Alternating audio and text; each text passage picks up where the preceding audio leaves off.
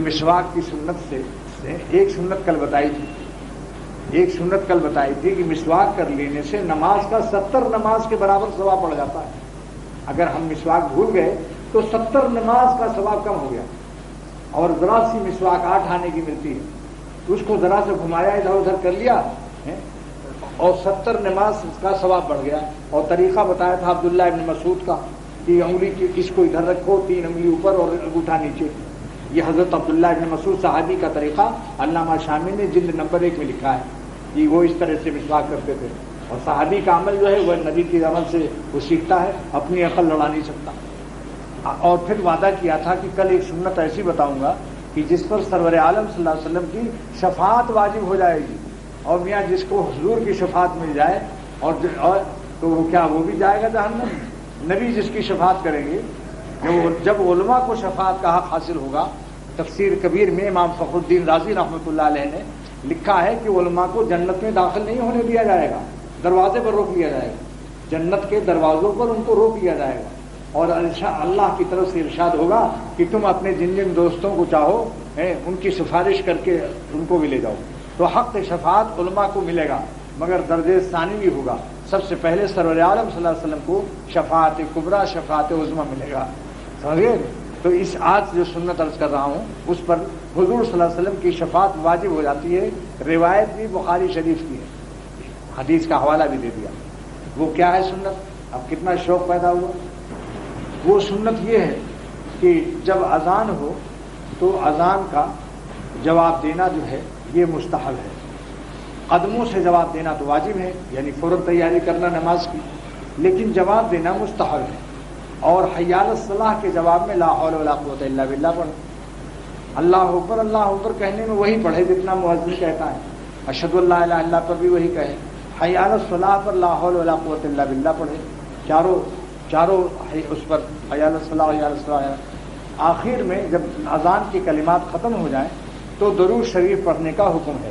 ثم صلوا علیہ، پھر مجھ پر درود پڑھو. جب مؤذن اذان دے رہا ہے فقولوا مثل ما یقول، تو اتنے ہی کہو جتنا وہ کہتا ہے. یہاں تک کہ اشہد ان محمد رسول اللہ پڑھنے کے بعد اس وقت کچھ مت پڑھو آگے، اتنے ہی کہو مثل ما یقول جتنا مؤذن کہتا ہے. اب درود شریف کب پڑھیں سوال پیدا ہوتا ہے. درود شریف اذان کے کلمات ختم کرنے کے بعد فرماتے ہیں ثم آتا ہے عربی میں تاخیر کے لیے کہ جب کلمات اذان ختم ہو جائیں اب پڑھو درود شریف. اس کے بعد دعائے وسیلہ پڑھو. اللہم رب ہذہ الدعوۃ التامہ، اے اللہ آپ رب ہیں اس دعوت تامہ کے. بہت سے لوگ اذان کے معنی آج تک نہیں جانتے. اذان کے بعد کی دعا یہ جو ہے بہت سے لوگ اس کا ترجمہ نہیں جانتے، لیکن اگر ترجمہ جان جائے تو مزہ آ جائے. مگر سیکھنے کے لیے بھی عشق ہونا چاہیے. اللہم معنی کیا ہے بھائی؟ اے اللہ رب ہذہ الدعوۃ التامہ، آپ رب ہیں اس دعوت تامہ کے. دعوت مانے پکارنا، یعنی جو اذان میں مؤذن نے پکارا ہے آؤ نماز کی طرف اور کلمہ شہادت پڑھا ہے، اس کا نام حضور صلی اللہ علیہ وسلم نے کیا رکھا؟ دعوت تامہ. کیا مطلب؟ یعنی دعوت جامعہ للعقائد، یعنی اس میں عقیدے کی اصلاح ہے، توحید ہے. تامہ بمانی کاملہ اور جامعہ کے ہیں، یعنی کامل کہتے نہیں آج ہمارا کام تمام ہو گیا ہے. تامہ بمانی کاملہ اور جامعہ کے ہے کہ اس میں کامل توحید ہے. لا الہ سے نفی ہے غیر اللہ کی، اور محمد الرسول اللہ سے تصدیق ہے رسالت کی. تو یہ دعوت کاملہ ہے، جامعہ ہے توحید کی، عقائد کی. اس کے بعد ہے دعوت تامہ کے بعد والصلاۃ القائمہ، اور اے خدا آپ رب ہیں اس نماز کی. الصلاۃ مانے نماز، قائمہ مانے کیا ہے؟ قیامت تک رہنے والی ہے. یعنی اب اس نماز کی شریعت کو، قانون کو اب بدل نہیں سکتا کوئی. نماز قیامت تک قائمہ الی یوم القیامہ، یہ قیامت تک قائم رہے گی، کیونکہ دین بدلتا ہے جب کوئی دوسرا نبی آتا ہے. اب آپ آخری نبی ہیں، لہذا کوئی اور نبی آ نہیں سکتا اس کے بعد کی جو ہماری نماز میں تنسیخ کر دے، نسخ کر دے، اس کو عدل بدل کر دے. لہذا یہ اس میں ختم نبوت کی دلیل موجود ہے. والصلاۃ القائمہ میں ختم نبوت کی دلیل موجود ہے. یہ ایک چیز نوٹ کر لینا جو اس میں نہیں شرح میں ہے. سمجھ گئے؟ والصلاۃ القائمہ یعنی القائمۃ الی یوم القیامہ، قیامت تک یہ نماز قائم رہنے والی ہے. اس کو کوئی لا ينسخها دین لا ينسخها دین من الادیان، اب کوئی دین اس کو منسوخ نہیں کر سکتا. اس نماز کو بدل نہیں سکتا. جیسے یہودیوں کے نماز میں رکوع نہیں تھا، ہماری نماز میں رکوع اللہ نے بڑھایا اسلام کے مسلمانوں کو. لہذا ورکعوا مع الراکعین سے تفسیر دیکھی روح المعانی میں کہ آپ نے اللہ نے فرمایا رکوع کرو رکوع کرنے والوں کے ساتھ. تو نماز پڑھو نماز پڑھنے والوں کے ساتھ، مگر نماز کو رکوع سے تعبیر کیا کیونکہ یہودیوں میں رکوع نہیں تھا. لہذا مسلمانوں کی رکوع کو اللہ نے شرف امتیاز و عزت کے لیے الگ بیان کیا، رکوع سے نماز کو تعبیر کر دیا کہ اے ایمان والوں رکوع کرو رکوع کرنے والوں کے ساتھ، یعنی نماز ہی کا نام رکوع رکھ دیا کیونکہ کوئی نبی آنے والا نہیں ہے. والصلاۃ القائمہ، اس لیے سرور عالم صلی اللہ علیہ وسلم نے ہماری نماز کا نام کیا رکھا؟ ہمیشہ رہنے والی. قائمہ بمانی دائمہ ہے، قیامت تک قائم رہنے والی. اب کوئی نبی نہیں آئے گا، ختم نبوت کی دلیل اس کے اندر موجود ہے اس حدیث کے اندر. کیونکہ قانون شریعت جب بدلتے ہیں جب نبی بدل جائے، سمجھ رہے نا. اور جب تو معلوم ہوا کوئی اور نبی نہیں آئے گا. یہ ایک اللہ سمجھ رہے ہو، ھذا من فضل ربی، یہ فضل رب ہے.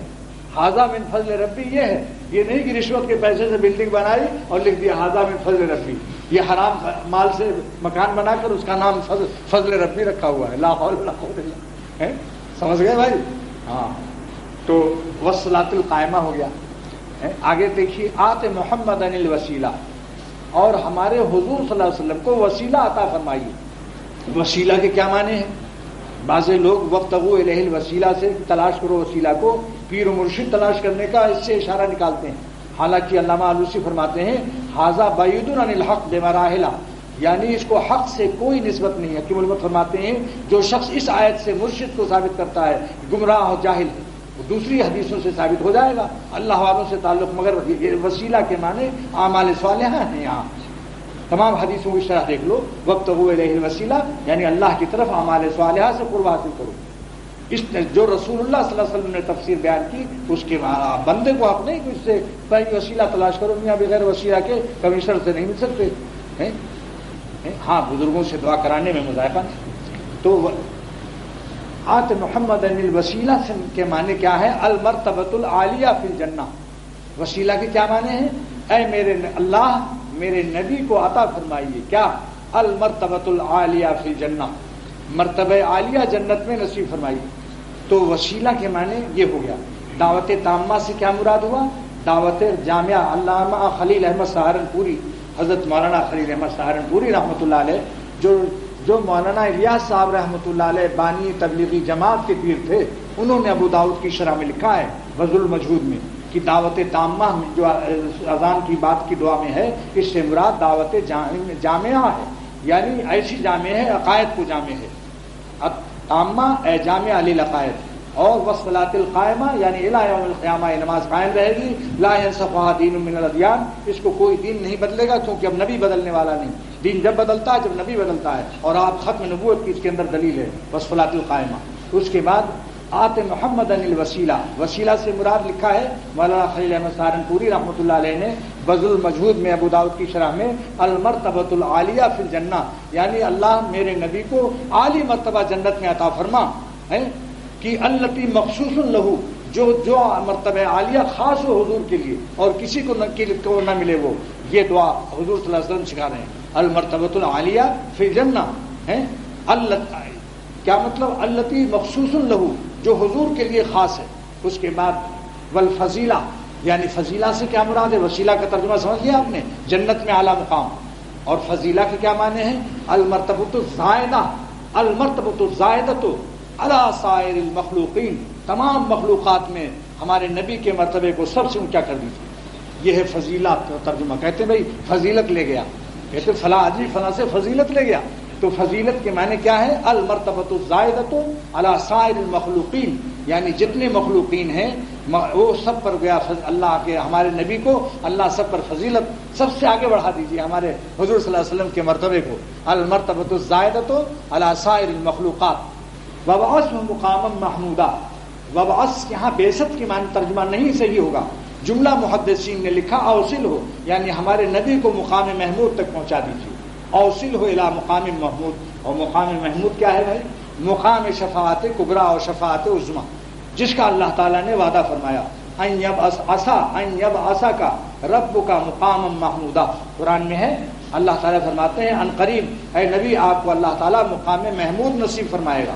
تو مقام محمود سے جو دعا کی کرنے کی تعلیم دی گئی دعا وسیلہ میں، کیا مطلب ہوا کہ مقام شفاعت عظما، یعنی ہمارے نبی کو اے اللہ شفاعت عظما نصیب فرمائیے، جس کا آپ نے وعدہ فرمایا، آت محمد الوسیلہ والفضیلہ وبعثہ مقام محمودہ، اللہم رب هذه الدعوة التامة والصلاة القائمة آت محمد الوسیلہ والفضیلہ وبعثہ مقام محمودہ الذی وعدتہ، اس کا جس کا آپ نے وعدہ فرمایا، انک لا تخلف المیعاد۔ امام بہقی نے اتنا زیادہ کیا کہ آپ وعدہ کے خلاف نہیں کرتے، تو وعدہ کیا۔ اب محدثین لکھتے ہیں جب اللہ تعالیٰ نے خود وعدہ کر لیا عسیٰ یبعثک ربک مقاما محمودا، تو پھر حضور نے اپنی امت کو کیوں سکھایا کہ میرے لیے اس مقام کو مانگو؟ اللہ کا وعدہ کیا ہوا، جس چیز کا خدا وعدہ کر لے، پھر محدثین نے جو یہ لکھا کہ سرور عالم صلی اللہ علیہ وسلم نے یہ سکھایا، تو پھر یہ کیوں فرمایا؟ اس میں کئی راز ہیں۔ نمبر ایک کہ اللہ تعالیٰ سے مانگنے کا مناجات کا مزہ الگ ہے، اور اس کے اندر حضور صلی اللہ تعالیٰ علیہ وسلم کی اس دعا کی برکت سے امت شفاعت عظما کی مستحق ہو جائے گی، کیونکہ آگے فرما رہے ہیں جو ان کلمات کو پڑھے گا، سرور عالم فرماتے صلی اللہ علیہ وسلم حلت بہی شفاعتی، میری شفاعت اس کو واجب ہو جائے گی۔